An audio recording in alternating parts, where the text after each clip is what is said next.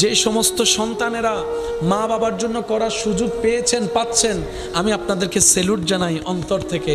হয়তো আপনার ভাই আরও আছে, আপনার বোন আরও আছে, অন্যরা কেউ দেখে না, কিন্তু আপনি দেখার সুযোগ পাচ্ছেন, করার সুযোগ পাচ্ছেন, দেখার সুযোগ পাচ্ছেন, দেওয়ার সুযোগ পাচ্ছেন।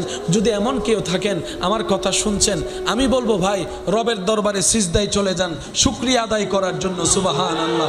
আপনি আর দেরি করিয়েন না ভাই, এখনই সিজদায় চলে যান। ভাই তো অনেকেই আছে, আল্লাহ আপনাকে কেন সুযোগটা দিলেন?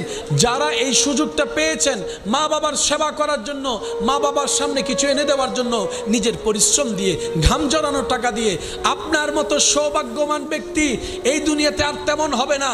কারণ মা বাবার সেবা করতে পারা এটা রব্বুল আলামিনের স্পেশাল রহমতের অন্তর্ভুক্ত। সবাই করতে পারে না।